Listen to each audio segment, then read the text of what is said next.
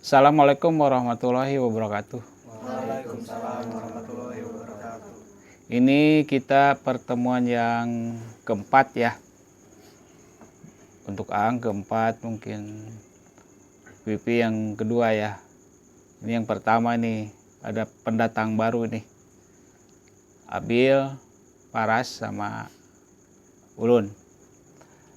Alhamdulillah makin sini makin bertambah ya.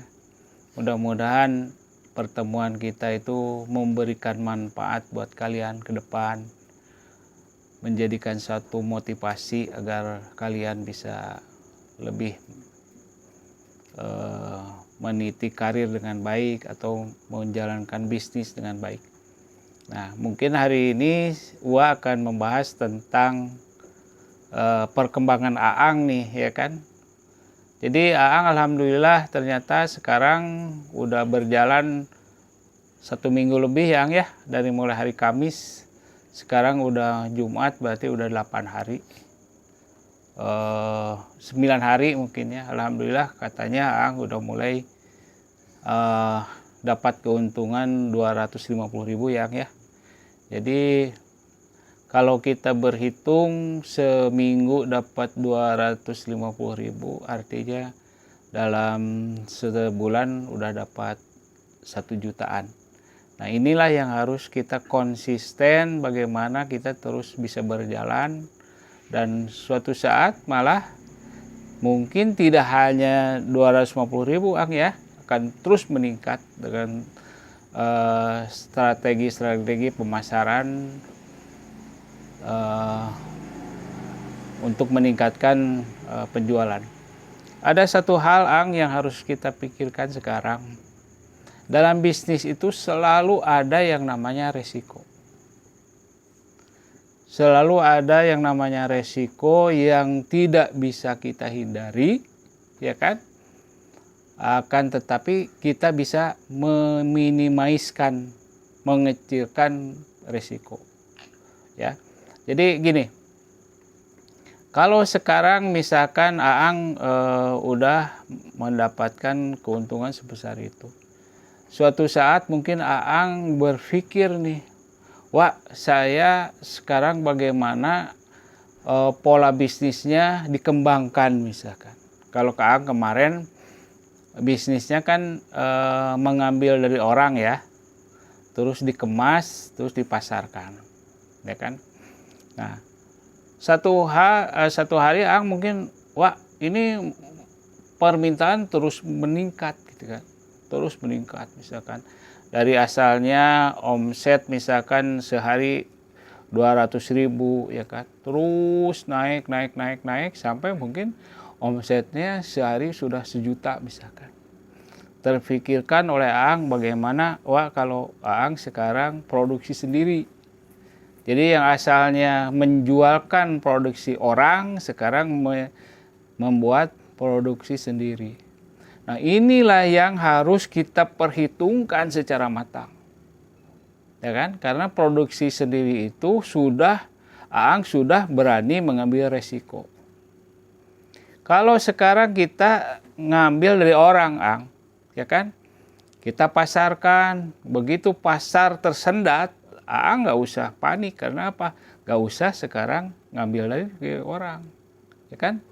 Berhenti ngambil dari orang, ya kan? Pasar kelihatan berkembang lagi, Aang tinggal ngambil lagi, ya kan? Biasanya misalkan 5 kilo, terus ternyata tersendat nih pasar hanya 2 kilo, ya sudah Aang ngambil dari orang cuma 2 kilo, ya kan? Nah, naik lagi jadi 10 kilo misalkan, Aang ngambil 10 kilo dari sana. Tanpa resiko, ya kan? Resikonya sangat kecil. Kalaupun misalkan ada dari 10 kilo itu ada sekilo yang tidak terjual gitu kan, bisa untuk besoknya. Tapi kalau Aang sekarang udah berpikir, Aang mau produksi sendiri, mau beli pisangnya sendiri gitu kan, atau bahan bakunya ya, pisangnya sendiri, singkongnya sendiri, terus apa lagi? Talas ya. Talasnya sendiri, terus diproduksi sendiri, ya kan? Digoreng sendiri, terus dikemas sendiri gitu kan. Nah, itu udah ada risiko. timbullah satu pertanyaan. Bagaimana sekarang kita harus membeli pisang yang sesuai dengan kebutuhan produksi? Karena pisang itu banyak jenisnya, ya kan? Bisa bicara masalah jenisnya itu ada pisang nangka, pisang kepok atau apa. Terus yang kedua, Aang juga harus bicara dan belajar masalah posisi kematangan pisang, ya kan? Kalau terlalu mentah rasanya berubah. Kalau terlalu matang produksinya misalnya hancur gitu kan. Nah itu udah resiko, ya kan? Nah setelah itu memang kalau dari segi produksi itu ada suatu kepastian jumlah produk. Karena kalau Aang sekarang ngambil dari orang nih, ya kan?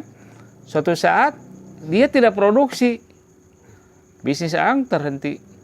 Dia produksi lagi, Aang bisa berjalan terus. Tapi kalau Aang yang mengendalikan, oh ini banyak permintaan nih kan, terus produksi sendiri itu bisa ngatur sendiri itu.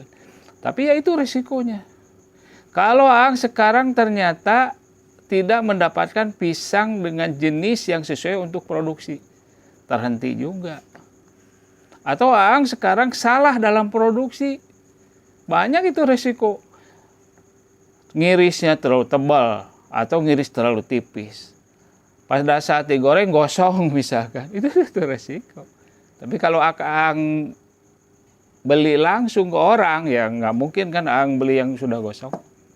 Ya. Nah itu. Tapi Aang kalau mau berpikir mengembangkan usaha dengan memproduksi sendiri, ya itu resikonya sangat besar. Belum lagi biaya, ya kan, belum lagi investasi. Kalau kita berproduksi ya jelas kita beli alat-alat, wajannya yang gede, misalkan kan alat irisnya, terus Aang juga harus merekrut tenaga kerja dan lain-lain, ya kan? Nah itu makanya dalam setiap bisnis itu selalu harus difikirkan, ya. Mudah-mudahan jadi bahan pertimbangan Aang ke depan ketika mau membuat satu keputusan mengembangkan usaha, ya kan. Itu saya pikir untuk saat ini hanya itu yang saya sampaikan. Mudah-mudahan juga buat kalian semua nih, ya kan, harus berpikir bagaimana kita dalam menghadapi risiko yang akan terjadi dengan langkah-langkah yang akan kita ambil. Demikian, terima kasih. Wassalamualaikum warahmatullahi wabarakatuh.